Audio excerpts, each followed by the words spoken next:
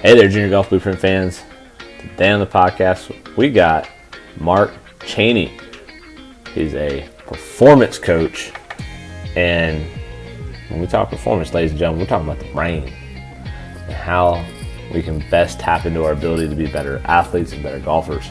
So he is a phenomenal guru of how the brain works. And it was a great conversation talking about all the different aspects of how we can improve ourselves and as a parent as well for the junior golfer.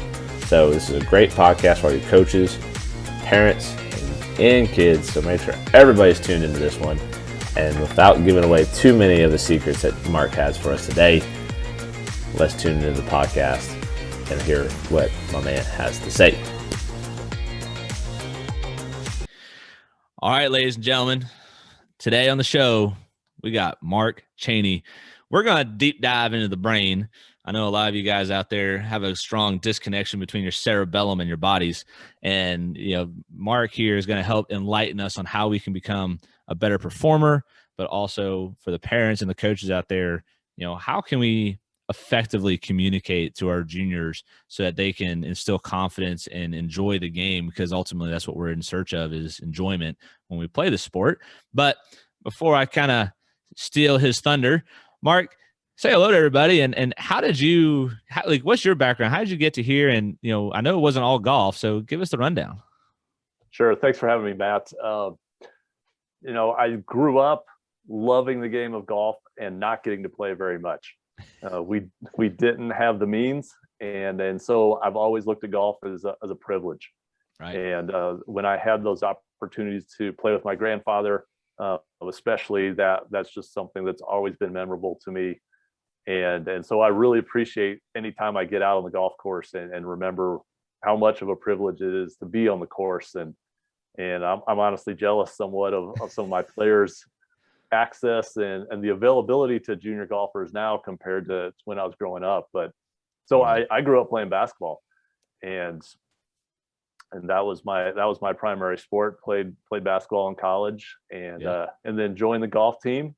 Nice. Just to get some free golf and some lessons in, and I was awful. I was not very good, but I had that experience, and then moved to Las Vegas and started teaching at a school and coaching basketball, and had the chance to start a golf program.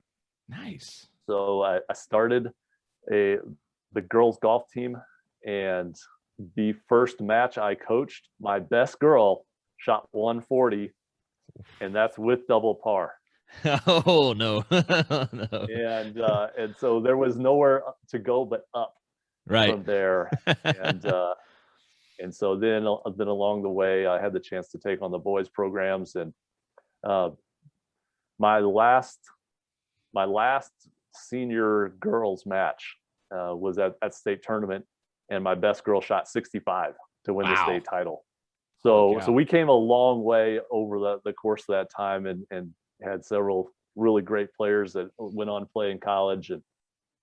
And now I transitioned out of the girls program just because I had the opportunity to start working with our entire school, all of our athletic programs, as well as I had to clear some NCAA hurdles to work with some collegiate programs on the mental side. So that's what really gets me excited.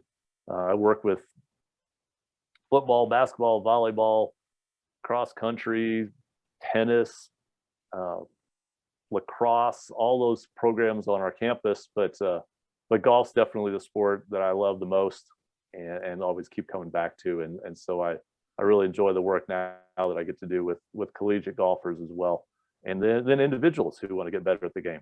Yeah. So, what drew you to the mental performance side of things? So, obviously coaching the girls team and seeing that kind of improvement obviously was, impressive for sure. And I'm sure a lot of fun. But, now you spent time at IMG before you're at right now as the director of mental performance at Faith Lutheran. Correct. So what led you to tackling the brain more than anything else? Yeah, it's really, I think two things. I've always had an interest in the brain. As an undergrad, I took a class in neuroscience, and so learning's always been fascinating to me. But really where I think I started the dive was at a state tournament.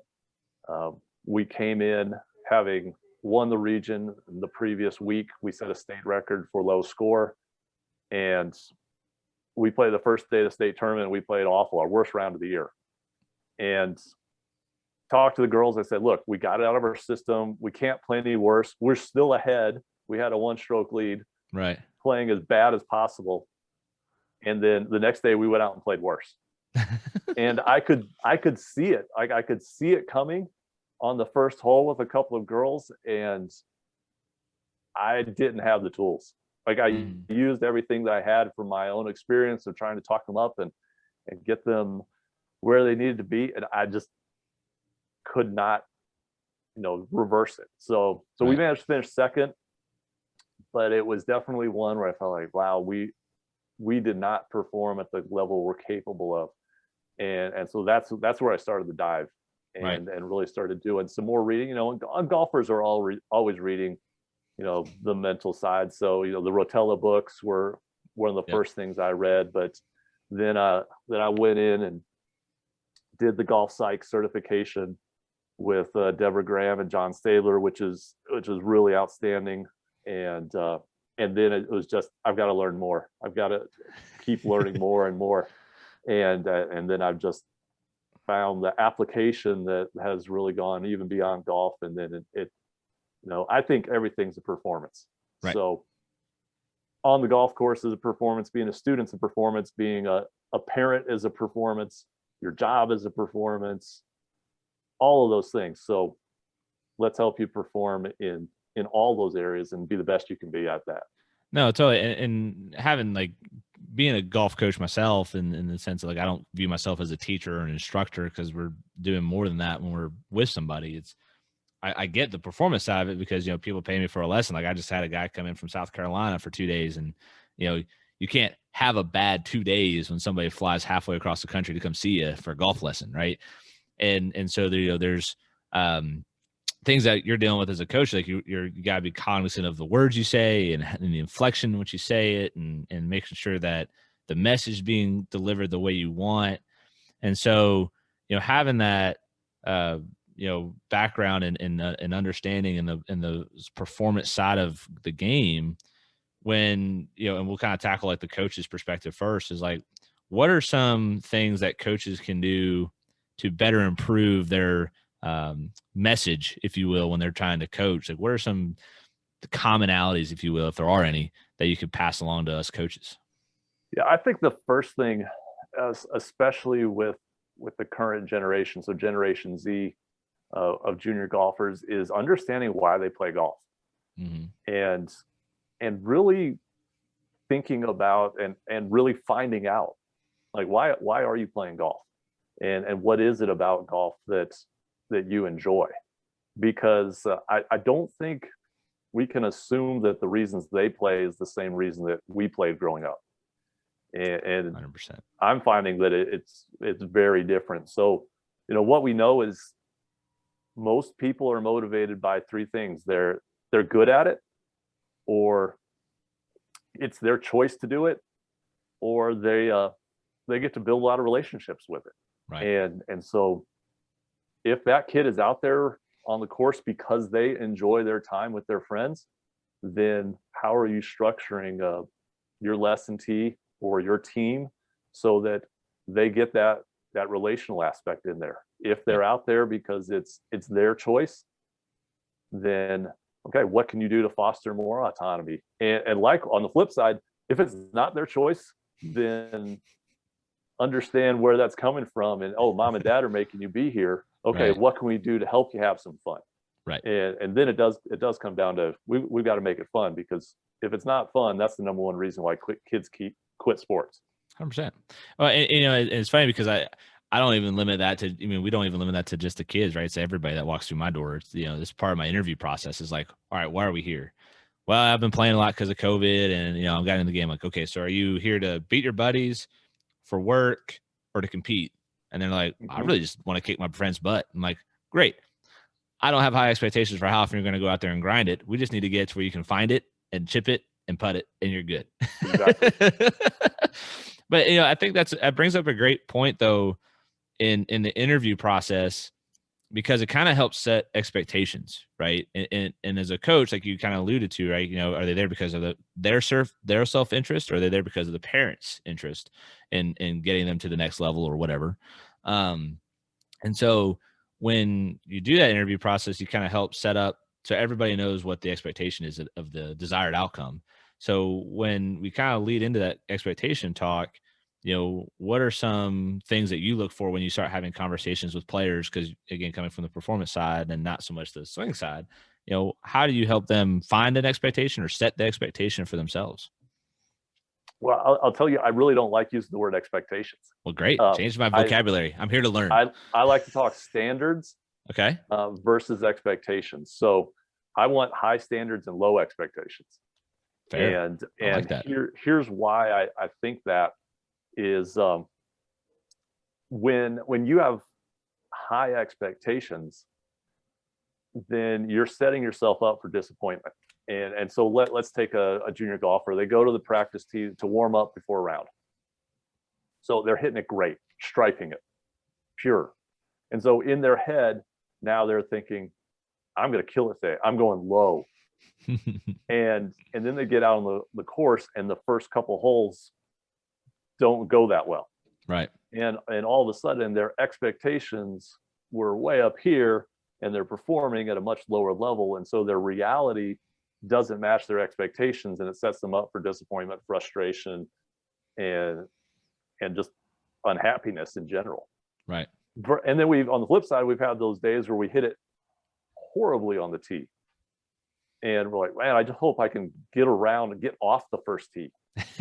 And so you walk on the course, you have no expectations. And now you've reduced any sense of entitlement or result, right. and you're just swinging, and then you have a great day. Right. So I really like to think more in terms of, you know, what's the standard we're going to set in terms of how do we practice? How do we make decisions on the golf course? How are we going to handle ourselves when there's difficulty? Right. You know, I think those are standards that, and you can be consistent in those no matter how you're playing. Mm-hmm. And so that's a key reason why I like to look at standards versus expectations. No, that's a great point, because I think, like you said there, you know, your standards should always remain the same. And then, you know, sometimes the warm up doesn't go as planned or better than planned. And I've definitely, I mean, if you teach enough golf or been around golf enough, you know, that's coming. Yeah. Yep. And so when you set like a standard for a junior, right, is there like a, I don't know, like a 3-point process that you put them through, or, you know, how do you help them establish their standard? Well, the first thing I'm going to say is what's your intention? What's your purpose for coming to practice today, or coming to the course? And I find a lot of people show up without really having a purpose in mind. And it's a lot higher number than what it should be. Yes. And, you know, there's, you know, Pia and Lynn wrote the great book, Every Shot Must Have a Purpose. Well, I think every practice session, every round must have a purpose as well. Mm-hmm. And so I want them to, okay, why are you here today? Like, what are you hoping to accomplish? And so that would be point one. And then before they pick up a club, before they do anything else, I want them to spend some time then visualizing or rehearsing in their mind what it's going to look like as they execute that. Right. So if my purpose is to work on my distance control on my putting, then, okay, let's see yourself in your mind rolling putts at certain distances, at certain speeds to specific targets. So you've got the intention, you have the picture of what you're trying to accomplish, and then certainly you want to be managing your physiology as well. So a lot of people are coming to the course straight from school, straight from work. They're rushed, they're harried, they're not really present, they're bringing the day with them. So let's make sure we've left the day behind, mm-hmm. leave that in the parking lot, and when you step on the course, you're on the course. And the best way to do that is with some diaphragmatic breathing. You take care of those three things before you do anything with a club, and you're in a much better place. And then as you get into it, then you manage how you're talking to yourself. So what are you saying to yourself as you're working on that? And is it constructive and helpful, or is it the inner critic that I think all golfers are very familiar with? Well, and that's kind of like what I as a Neanderthal here on the other side of the mic, tell a lot of kids is, if you were your own caddy, right, and you talk to yourself the way you're talking to yourself right now, would you keep that caddy or would you fire that caddy? And like, exactly, every kid goes, "Oh, he's fired." I'm like, okay, so that's probably a good starting place to understand where we're at. Yes.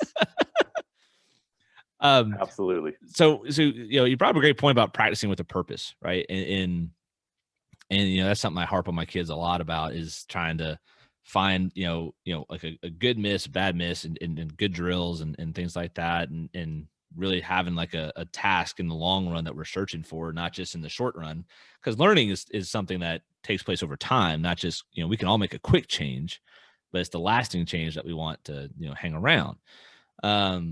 And so are there certain performance type drills or practices that you have golfers specifically working on that allow them to, get off the Ranger Rick, if you will?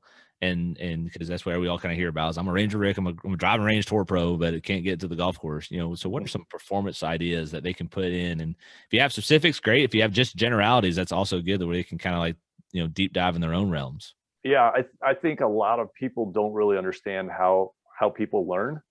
Right. And so they look around and see, well, everyone's on the range and that's where I need to spend my time. And then it turns into what the technical term would be block practice of right. hitting the same shot over and over and over. And, that creates a false sense of ability, mm-hmm. because we tend to start to think, oh yeah, I hit that driver pretty good. Right. Like I'm really good with my driver, because on the third, fourth, or fifth ball, that's the one I rip down the middle. Yeah, right. And so then that comes back to that expectation piece of, well, now I have the expectation that I can hit this shot because I did it once on the range. And so then I get on the golf course and then it doesn't go as well, and now I'm frustrated, and now I'm trying to make fixes on the course. So it all comes back to how they've practiced. So just in general, we want that to be instead of block, we want that to be very random. Right. And I won't let my players hit more than 3 balls in a row with the same club. Right. And even better, if they're going to use the same club for those 3 shots, I want 3 different targets, so that we're trying to replicate as closely as possible what golf looks like, not golf swing. Sure.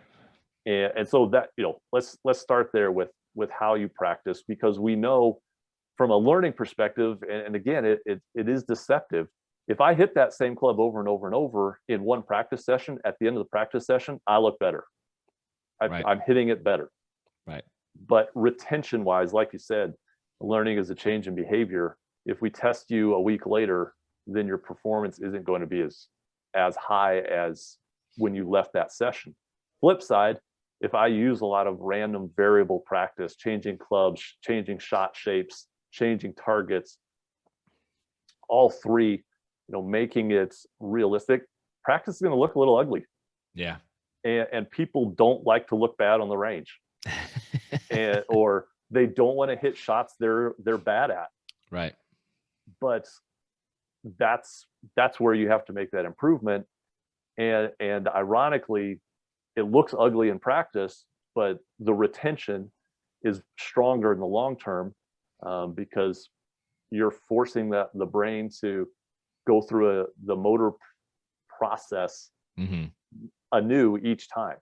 And each time you do that, you strengthen those connections, those neural connections and pathways, and that results in long-term learning, which right. then is going to pay off in translation. So, that's definitely where anyone I think can make an immediate gain, is whether it's putting, whether it's short game, whether it's full swing, is try to replicate golf as much as possible. And that means hitting different shots, taking time between shots, right, using a full routine on every shot. I mean, what you practice should be what you do on the golf course. And if what you're practicing isn't used on the golf course, then it's a waste of your time. Then it's exercise. It's not golf. That's right. That's exactly right. Well, and and I kind of look at it as like a sliding scale too, between like block and random, right? If you have like a starch beginner or a kid that's a lot younger, right? Block has some merit because they still have to, learn how to move a club, right? And sometimes just to kind of ingrain a new swing change or something like that. But then, like you said, to see the performance side of it, right? You really got to like test it. And that's where I think, again, like I like that. I like the random style. So once you kind of get it under your feet, it's like, okay, let's try hitting it over here. Let's try hitting it over there.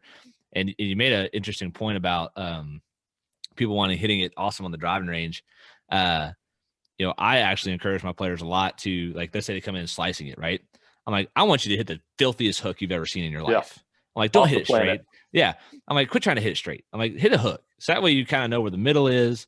And you can hit it both directions. And now you don't have to worry about that. It's just not slicing as much, but you can actually hit it all the way over here to left field. And I like what you said about that, is because like I'm trying to hammer that into as many people's heads as I can. I was like, look, it doesn't have to be perfect on the range. Ain't nobody care how great you hit it on the range. I'm like, and I'm watching a bunch of idiots right behind my computer right now that are trying to hit it perfect on the range. And I'm like, just giggling. I'm like, this is every day I get the front row seat to the worst practice ever at a public golf course. Yeah, well, and both practice and pre-round. It's like, right. well, what's the purpose? Come back to purpose. Like, what's your purpose for being here? And if they have the wrong purpose, then that's going to direct them in the wrong path. Correct. And then that leads to the struggles on the golf course. And then now they start making compensations and fixing things, and the swing on the course looks nothing like what it does on the range. And totally. Then it gets really messy trying to chase down. Oh, well, and they come to you and say, well, I was hooking it left. And then you watch and everything they hits to the right instead. Oh, yeah. So, well, and the funnier part is like they complain about consistency, and people are way more consistent than they give themselves credit for. They're just consistently in the wrong place. Yeah. Yeah, like, oh no, you're consistently slicing it. You just don't like that slicing 40 yards.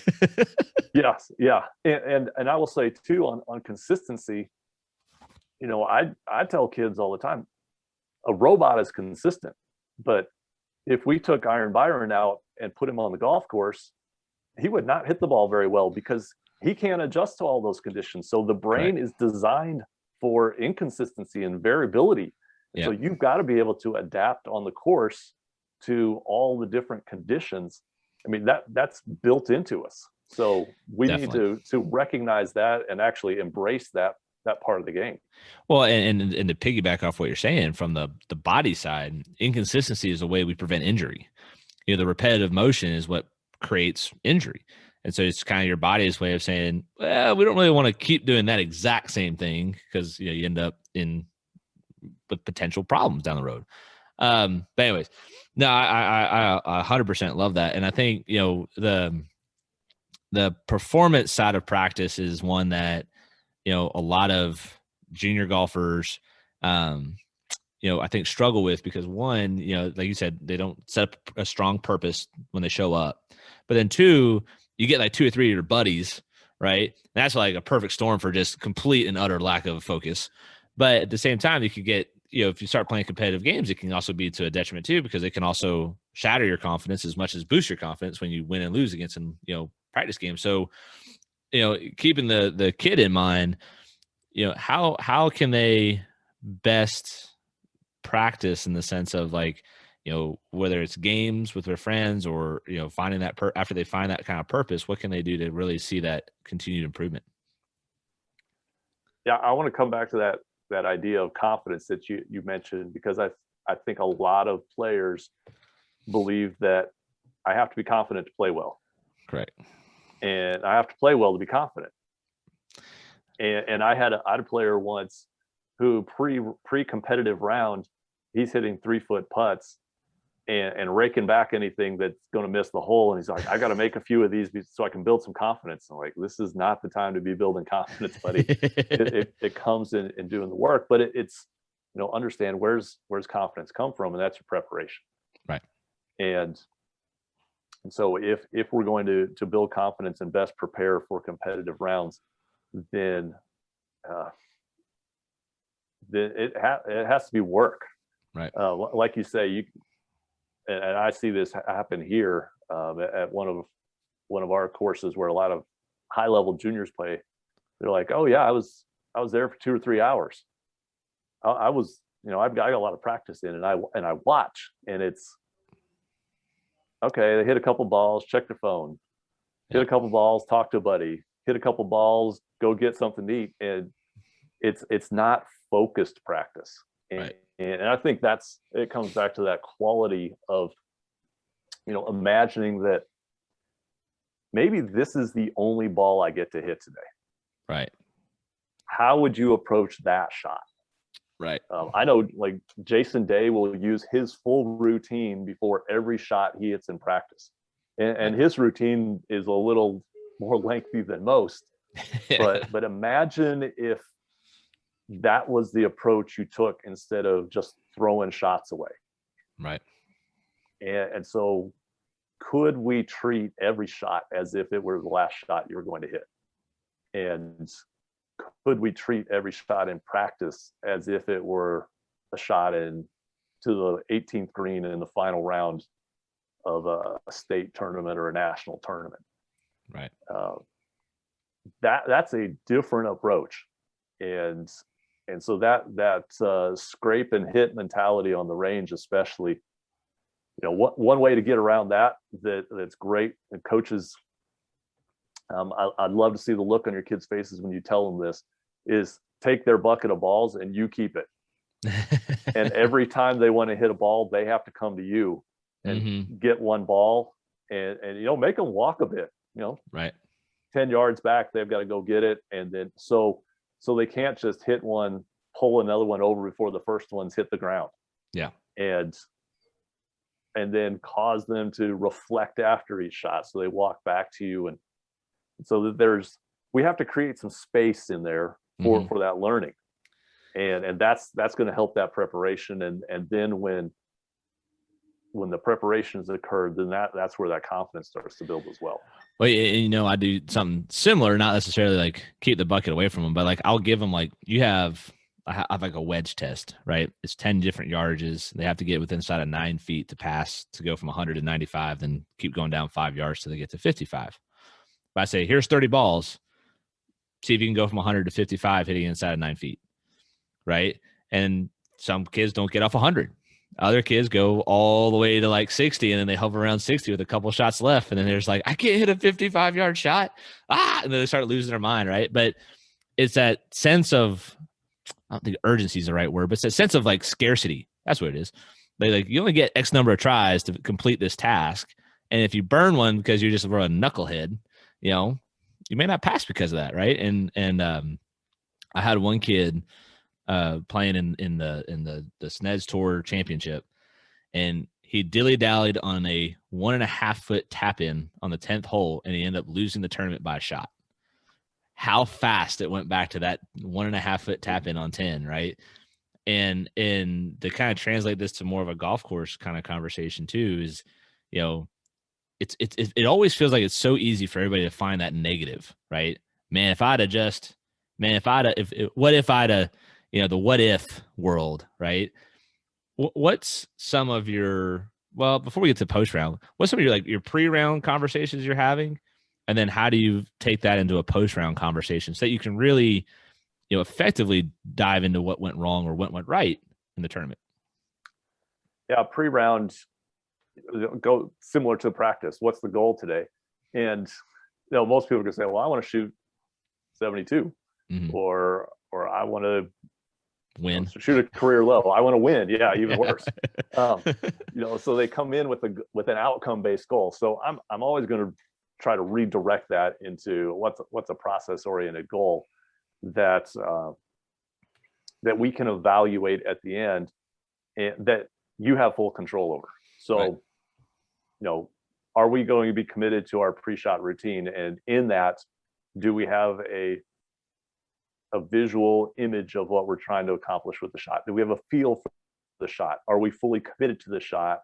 And then are we going to swing with good tempo? Can you come off the course, and you can score that? You put that on your scorecard. and how many shots out of your total did you do that? Right. Are you able to walk off and say, like, I had 80% commitment to that process, or was it 90%? And let's move that number. So if you walk off the course and you can say, I was fully committed and went through my full routine on those shots, then you're going to get the results you want as well. And so then post round, hey, how did we do with that? When didn't you use that process? And what led to that? And you know, that will happen in one or two places. Somebody's not playing well, so they hit a bad shot, they just skip their routine, rush the next one, make another bad decision. But then sometimes they get it rolling and they start, I call it storytelling. They're crafting the story in their mind, right? The narrative they're going to tell their buddies when they come off the course of how great they hit it, right? And that again tends to lead them away from that process. So, you know, really keeping it in that aspect of, you know, if a kid tells me their goal, I'm always going to say, how can we measure that? How can we track that? 100%. What we can measure, we can improve. So if they say, I want to be smarter on the golf course, great. I'm glad you've recognized the error of your ways. Now, what does that look like? How are we going to know you're smarter? Right. And so always trying to find ways to make things as specific and measurable as possible pre-round, because then you can analyze that. You can keep data on that. And it's not just score. It's not just fairways and greens hit.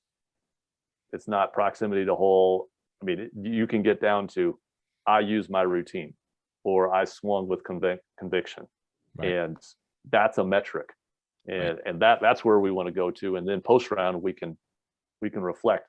So after the round, there's some questions I ask all my players. So typically, and you already alluded to this with how they talk to themselves, you know, golfers always want to talk about what they did poorly. And I'm always going to start with, what did you do well? So what are the things you did well today? And let's start there. And a lot of times they'll give me an answer like, well, I hit my driver well. Oh, it's the shortest, quickest, like, I don't want to talk about that answer you'll get when you ask them that question. And I won't let that go, because I say, okay, well, what do you mean that you hit it well? Let's get into what led to you hitting it well. Right. So were you committed to it? Were you swinging with good tempo? What was it that was the result? And because the analogy I use is, it's like a recipe. Mm-hmm. So I walk into my mom's kitchen and say, wow, Mom, these cookies are amazing. What did you do differently today? And she's like, I just baked well today. And so 6 months later, I come back and I say, hey, Mom, can you make those cookies again? Remember how good they were? You know, can you look back in the cookbook? And she looks back and it just says, I baked well.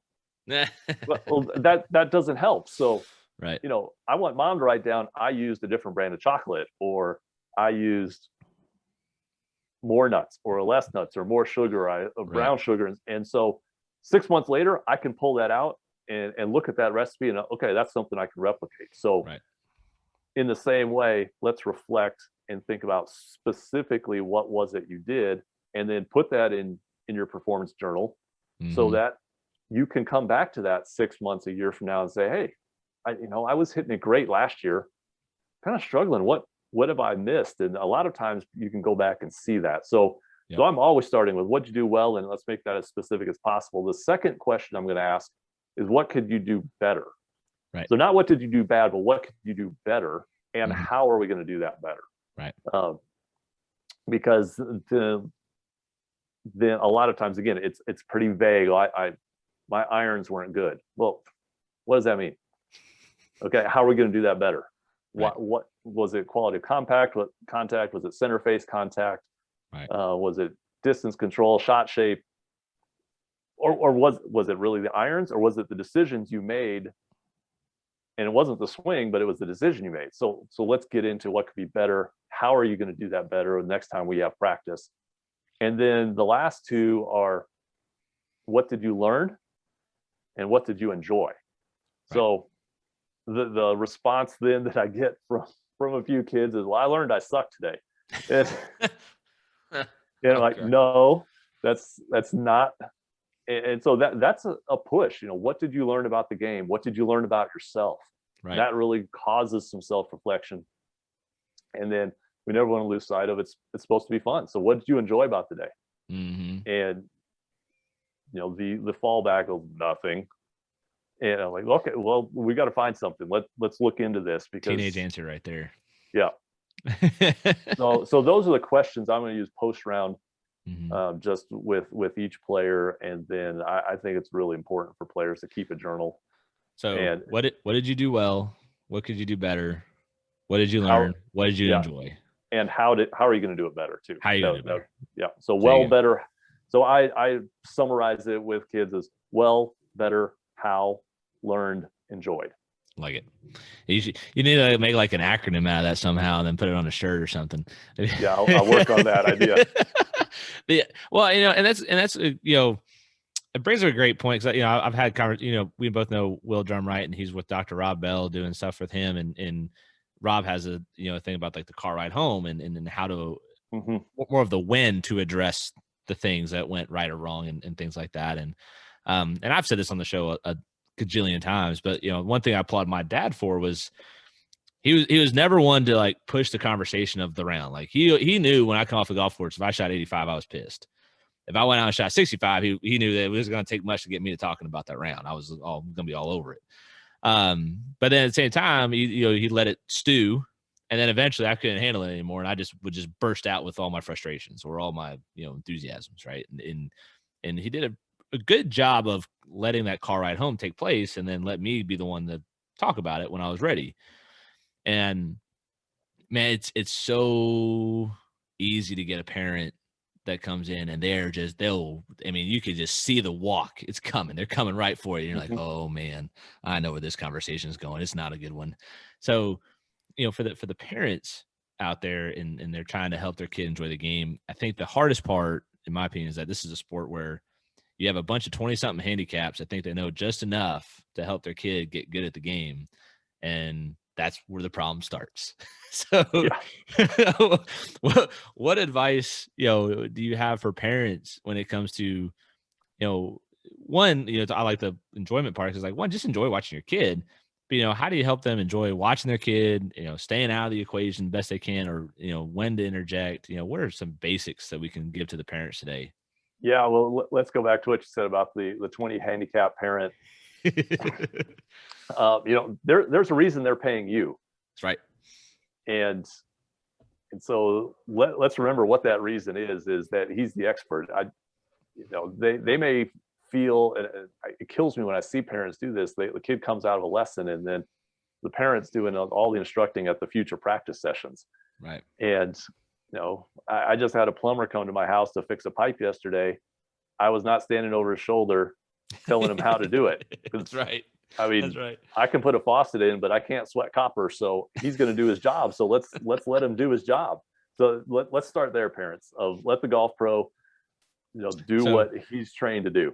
A funny one that was told to me, that intercut, just one quick. I did an interview with Scott Stallings, and he was talking how he gets coached from Scott Hamilton, and Hamilton will go, "You see that chair by the computer and the technology? That's the talking chair. See the chair over there in the corner? That's the paying chair. The paying chair doesn't talk to the talking chair, and the paying chair can go outside." There you go. That's a good way to put it. But the advice I give parents always is less is more in terms of what you're saying to your kid pre-round and post-round. Pre-round, really good study was done with collegiate athletes of what do you wish your parents would have said to you? And it was really simple. I love to watch you play. Right.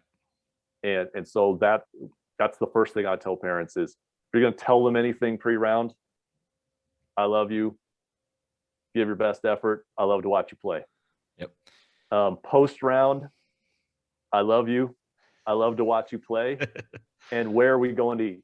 That's right. 100%. And let's leave it at that, because especially post-round, they're, from an emotional standpoint, from a brain and developmental perspective, an adolescent is not in a place to listen to the most reasonable conversation you could possibly have. It doesn't matter if you're 100% right.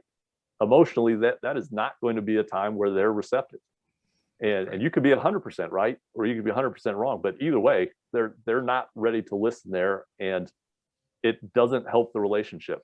When I talk to junior athletes, they all roll their eyes about the car ride home and what's coming. So don't talk about it. That's right. Well, it's funny because I have a 4-year-old and a 3-year-old, well, soon to be 3-year-old, right? And they're both in gymnastics right now, right? And it's like, roll over this foam thing, jump over this thing, walk on this little beam that half-inch off the ground, right? And it's amusing to me, right? As a coach and now as a parent, and you bring up this, I love to watch you play. I love to watch you, do your thing. And that's like all my 4-year-old asks. Daddy, you want to come watch me do gymnastics? 100%. Wouldn't miss it for the world. Want to come watch it.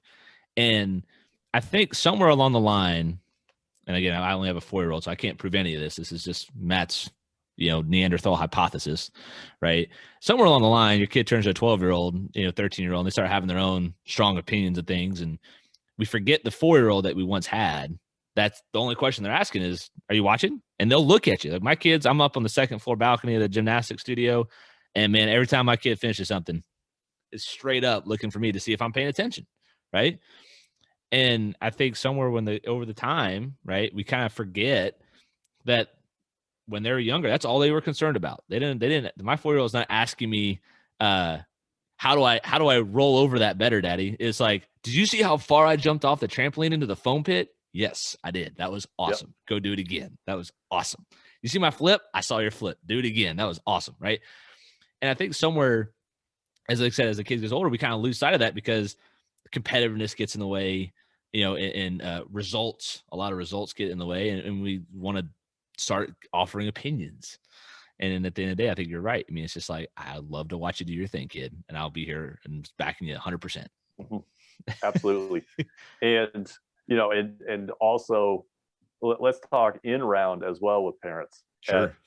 And let's talk higher level, like an AJJ event, right, or a state like high school or something kid, like that. Yeah. And I've had college coaches tell me this as well, as they're watching the parents just as much as they're watching the kid. Yeah. Kid hits a bad shot, how do they respond? And who are they looking at?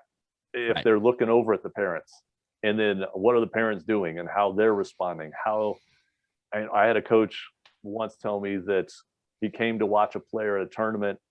He's in the parking lot. The kid gets out of the car. Mom and dad are getting the clubs out of the trunk. And the kid says, "Mom, I told you to get me a blue Gatorade." Right after she had handed him a red one. Oh, so he takes the red one, throws it on the ground, and the coach just turned around, got back in his car, drove off. He had seen enough, both from the kid and the parents. So, it's hard to watch your kids struggle and 100%. And to make mistakes, and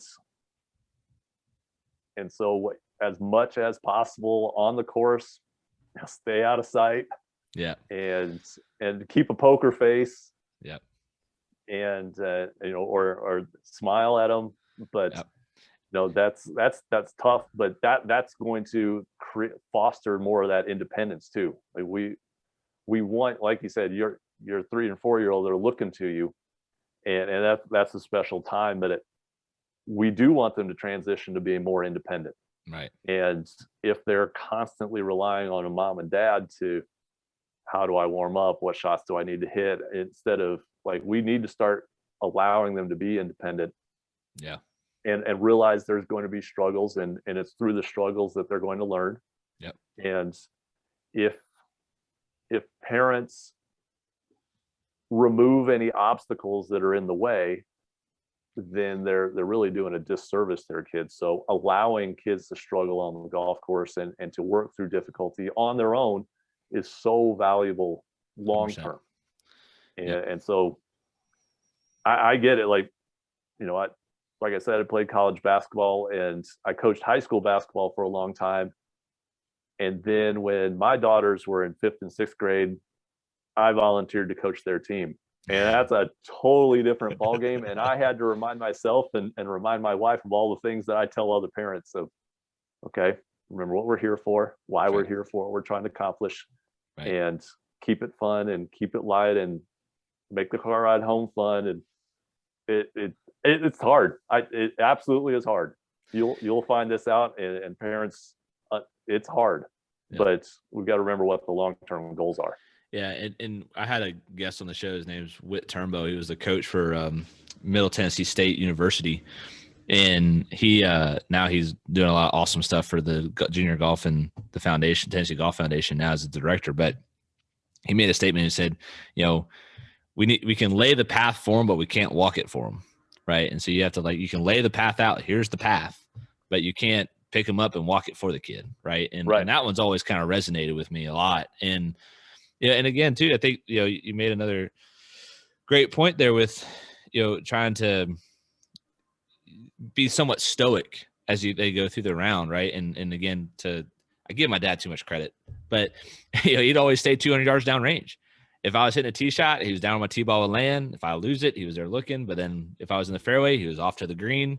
He'd see me hit up on the green. He was heading down to the next fairway. He was always 200 yards away from me. He was never close. I could never read his face because he was so far away, right? And I think that's something that, again, the emotions of the parent is probably what's more at hand there, right? And how well can they keep it in check? And I think you're right. You mentioned watching your kids fail, right? It's hard, right? My kid's is in speech therapy. He has a hard time with compound compound sentences or compound words, something like that, where he has the compound clusters. That's what it is. I remember. Well, I'm an okay parent. And so, watching him struggle, say, where did you just you're desperate, Maddox, it's robot, not flow bot. Come on, it are just simple things like that. But at the same time, you're constantly there trying to help him. You're trying to help him understand. And at the same time, you have to be understanding of okay, he's struggling with this, but it's not going to be a permanent thing. He's going to figure out how to say robot. He's 4, right? But the thing that, again, I think as we get older, we see our kids becoming adults. We start to see them making their own decisions. They start to make their own friendships. They start to make their own, decision on what they want to do with their life and where they want to play college golf, right? And I think as a parent, part of you wants to see them achieve the highest level results. And I think too many parents think their kid's going to go to the tour, but in the same breath, it's you don't want to see them not achieve their goals because of something that they did, right? The parent did. So how, when you have parents part, in the conversation, I always talk about a triangle, right? You got parent, kid, coach. Everybody's got to have an equal side, equal distance from each other. So we all know who's on what, wants what. How do you formulate the relationship with the parent and maybe you as the coach, or if they have a swing coach like me and the kid, how are you bringing all parties together so that the standard, not the expectation, but the standard is the same? Sure. That's a great question. I think one thing that has to be defined is, what does success look like? How are we going to define success? Because maybe in the parent's mind, it's Johnny gets his college scholarship and that saves us a lot of money. Right. Maybe that's how they're defining success. Maybe that's not how the kid's defining success, or what does that look like? So what do we mean when, again, going back to what are clear on the goals, and to your point of using standards, how do we want to be on the course? What kind of person do we want to be on the course? Right. How do you want to carry yourself? If the great thing about the game of golf is how much we recognize and appreciate people who were, gentlemen on the course. Right. When you talk about people of great character. So let's start there. Mm-hmm. And how can we build that? And then we think about, okay, what are we all trying to accomplish? Because everyone wants the kid to succeed. Right. And I'll say this anytime I'm in a parent meeting, is we all want the same thing in this room. I want to see them succeed. You want to see them succeed. They want to succeed. But let's make sure we're clear on what success looks like. Right. And then let's talk about how it leads to that, and what kind of person you're going to be along the way. Right.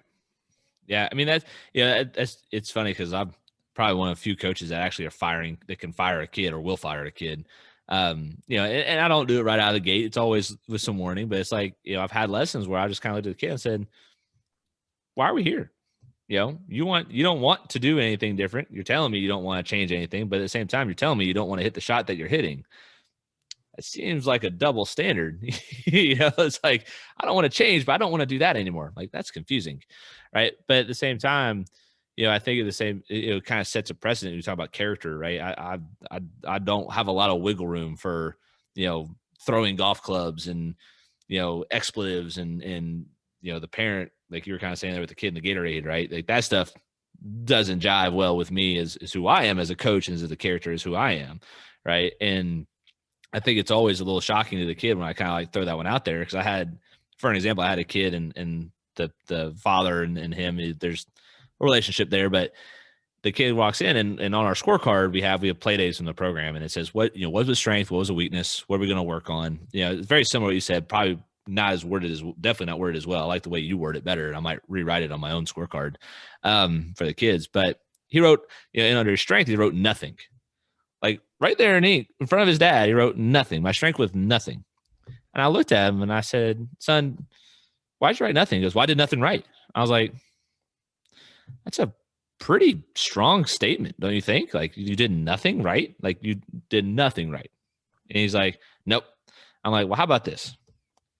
Go find something that you did right for me. Tell me something that you're proud of and come back. And if you don't come back, that's fine.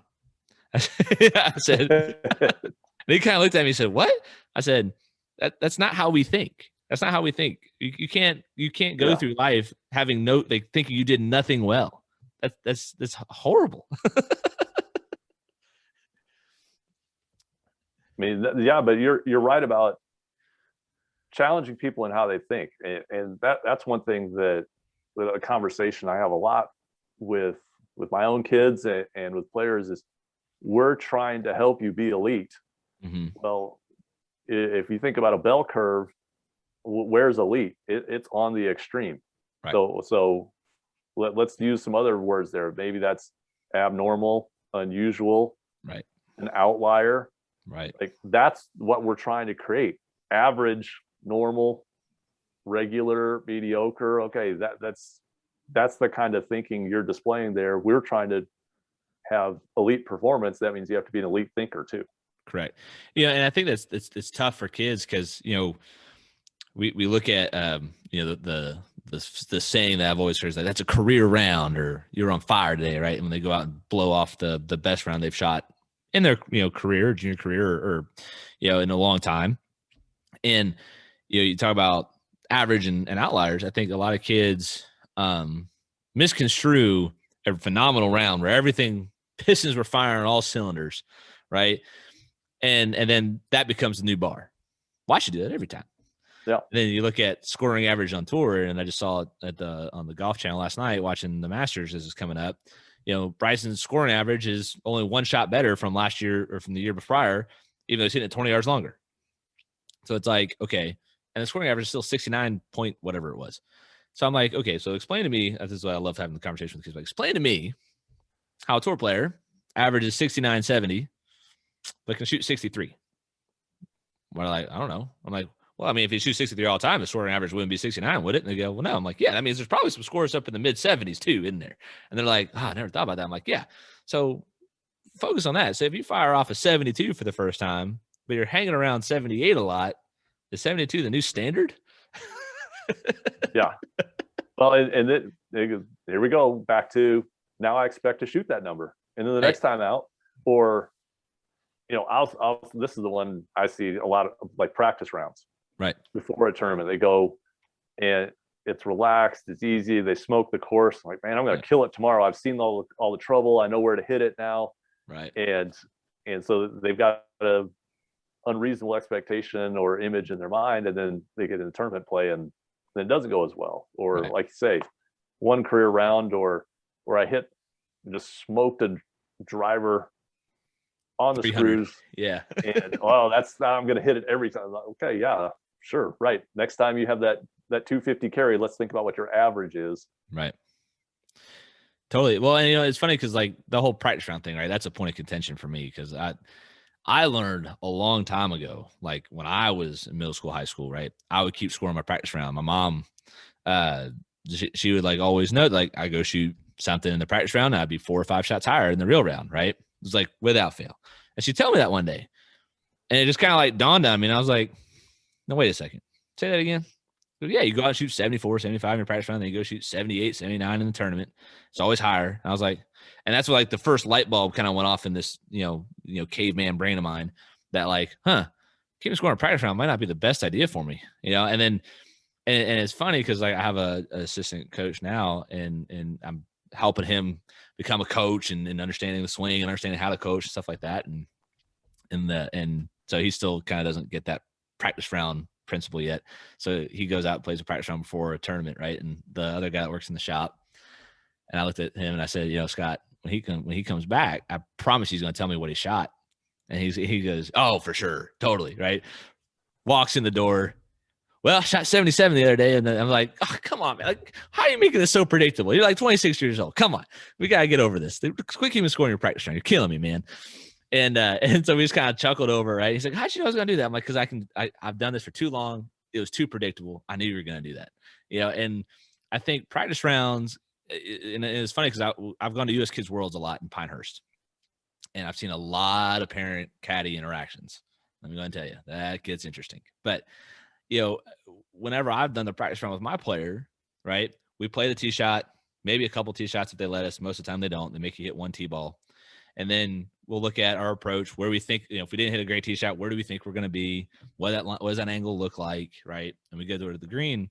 And then that's when everything gets chaotic, because then I'm destroying my kid's desire to like finish the hole out. And that's I rip his ball off the green and say, no, we're putting over to here. We're going to put over there. I see that dot. We're going to put to that dot. And then he's like, well, why are we doing this? And I've had this conversation with a bunch of different kids. I've been there with like a handful of different kids. And every time they're like, well, I don't understand. I'm like, well, you see that hole cut right now, the day before your round? He goes, yeah. I'm like, what do you think the odds are that hole's going to be cut there tomorrow? It's not. I'm like, so why are we putting to it? Explain that to me. But like you said, I like what you said about preparation and planning, right? That's where planning comes into play. So what prepared, what helps kids to get prepared in the sense of, you talked about like breathing, right? I kind of wanted to come back to that a little bit. And I'm a big fan of like focused meditation, in the sense of like not just sitting in the room with your eyes shut, pretending to turn your brain off, but like actually with a purpose, meditating on what you're trying to achieve. What are some of those types of elements that you're instilling in your elite players to get them mentally prepared for the round? Yeah, that's I want to come back to one thing you said about the practice round too. Just throw something in, because this was a revelation I had a while back. Was in that practice round, when you get to the green, turn around and look backwards. 100%. Look down the hole in the opposite direction, and then start thinking about, okay, how is this course designed? How is this hole designed by the architect to be played? Because we tend to look at the hole from the tee and never look backwards, and that's a critical point. But of thinking about getting into the angles and getting into some of the deceptive design that might be there to inspire poor decision making, and so really taking that pause. But so I just want to throw that in there. But in terms of breathing, especially, it's such an, I think, underrated skill, and so some of my athletes think that's the only thing I teach. They think breathing's the answer to everything, but which is not bad actually if they got to that conclusion. But I definitely want them to be able to manage that, and there are multiple reasons for that. One, it's a great way to train focus and attention, of just taking some time to sit and notice the breath, of noticing, oh, my thoughts wandered. Can I return my attention to the breath? And kids especially will say, well, my thoughts are all over the place. I kept thinking of things. Like, that's fine. That is the benefit of training focused attention is noticing when your thoughts do wander, and notice where they go. Right. And then can you redirect it? So it's not that you're bad at meditation or bad at focus. This is what the brain does. So let's notice, let's redirect. Let's notice, redirect, and you just bring it back to the breath, and whether that's focusing on, the air coming in your nose, your diaphragm expanding, or the change in temperature as the air is exhaled. You can find different things to focus on, but in that process, you're going to notice that attention wanders, and it's just gently redirecting it and bringing it back. And so, breathing's fantastic for that type of training. If we want to get into physiological management of how do we manage activation levels, when you get on that first tee and you are feeling the heart rate, the butterflies, and the sweaty palms and the shaky knees.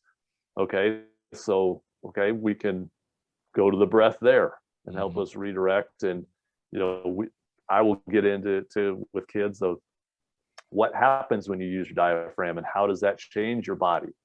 It changes your body, it changes your mind. Those two work together. What you think about influences your body. And then for select people, then we'll even get into maybe some heart rate variability and talk about, look how your thoughts change your physiology. So if what you thought about changed your body, what's that going to do to your swing? 100%.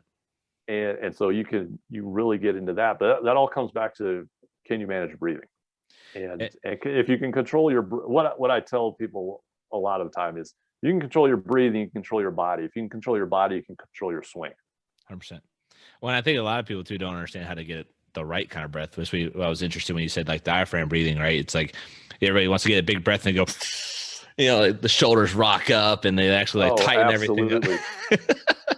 Yeah. And that. Go ahead. I want to jump in on that because that's so important, just for parents. If you're watching your kid, or coaches for that matter too, you can see them trying to take that breath. And if they're taking that big breath with the shoulders rise and it's all upper chest, they're trying, but that actually is going to make the situation worse. Yeah. And that's a conversation you have well after the car ride home, but that's a conversation you can have of, hey, I noticed you were trying to breathe, which is progress, but let's talk about how we could use our diaphragm. So coaches and parents, you should be watching if your kids are breathing properly, the shoulders really shouldn't be moving up and down. It should be more of an in and out of the diaphragm as opposed to an up and down of the shoulders. And that's a key thing to just look for it and start to notice. 100%. And then you can start, let's use that diaphragm instead of upper chest. So I've given a few talks to different schools around town and back in my alma mater and stuff like that. And I bring up breathing for that very reason. We talk about routine and pre-shot and what have you. And I ask people, they'll say like, what's part of your routine? Well, I take a big breath. I'm like, great. And then it like sends me to my point. I'm like, how do you breathe? And then like this look on everybody's face is just like, wait, did he really just ask me like, how do I breathe? Like, it's never even been perceived in their mind. There's like a right and a wrong way. Right. And, and that's when like you kind of hit like a next level of people kind of going, oh, there's like a whole nother level to this that I didn't even, conceptualize. But then you talk about the physiological stuff, right? Just getting that CO2 out of your body and reoxygenating your blood and the value that has, right, is huge. That's why shooters do it, right? In the military, that's why big exhale out, get the CO2 out, right? It helps steady the nerves a little bit. Yeah, for sure. So I know you're a busy man, and I feel like we could talk for hours. So I don't want to hold you up from your next class and in your busy morning, but you have so many great insights, and I feel like I'm going to steal one more from you because I like to kind of wrap up the show with like one last little one to have people really kind of chew on and stew on as they finish the show. And so when you're thinking of the elite junior golfer who's he wants to put he's like, Mark, I'm putting all my eggs in one basket, man, and I want to go the distance. What advice do you have for him and the parents that say, okay, if that's your trajectory, that's what you want, we need to really establish X to be ready for that? if that's the end goal, one thing I'm going to say is let's be prepared in case we don't reach that goal.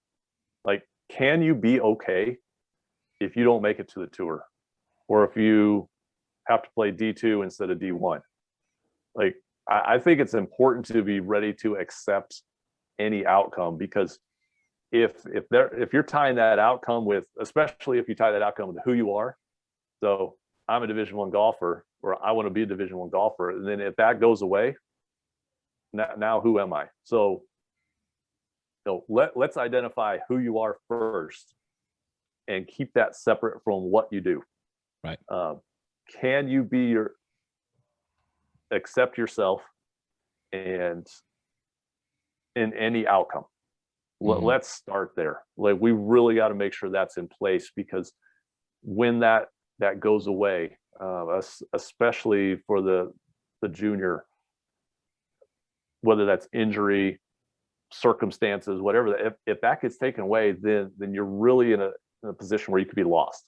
So let's make sure you know who you are first, what kind of person you want to be.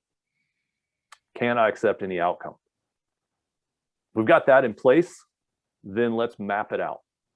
And I call it like backwards goal setting. Sure. of really saying, okay, what is the standard to play at this level? And what do you have to do to reach that?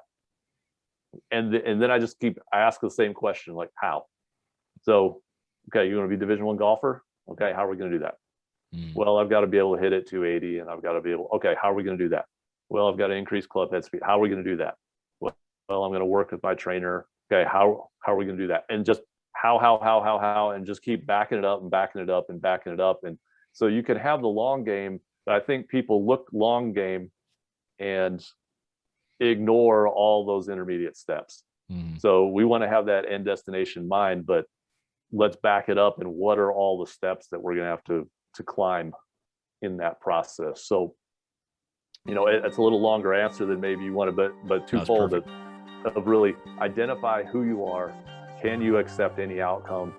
And then if that's the case, now let's go to work on establishing that plan.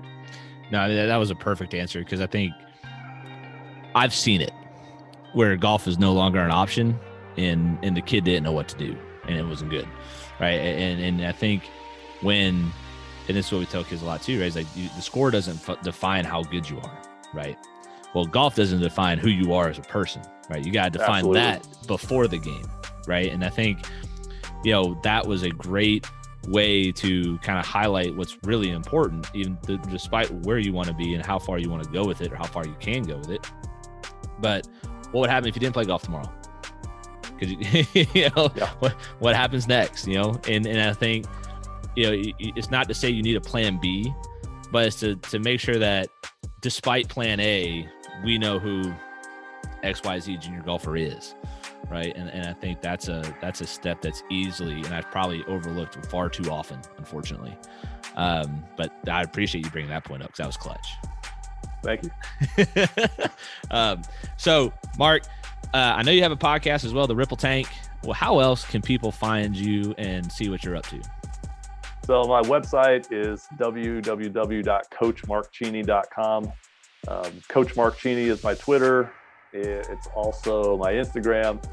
So Twitter is probably where I'm most active, sure. More so than Instagram. But the podcast is a good place. So if you're interested in a dive of learning, did a whole series on that back in the fall, and Great. then about a year ago did a whole series on mental toughness too. So Nice. Definitely get some mileage out of those. And then come probably 5-6 weeks when I have a little more free time, then we'll start up the next series. Perfect. That's about when this is dropping, so that might line up just well. All right. Awesome. Perfect. Well, thank you, sir, for taking time out of your morning to chat with us and share your insights. Like I said, a plethora of nuggets for people to chew on today. And have yourself a wonderful start to Masters Week, and hopefully your pick takes it to the finish line is wearing the green jacket. All right. We hope so. Thanks for having me, Matt. You got it, sir.